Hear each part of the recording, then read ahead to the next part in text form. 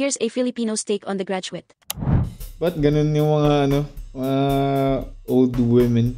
Talagang sila yung mga magfa-first move sa mga lalaki. Hindi ko alam kung trip niya lang si Benjamin or talagang may balak siya.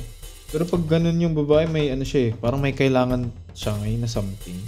Na hindi lang about sa one night stand, ganun. Parang may gusto siyang, may siya, masama talaga siyang intention. Baka hindi na siya masyadong naroromansa ng ng husband niya. Since old age na rin sila, baka hindi na siya tumatagal ng ng isang oras ganun.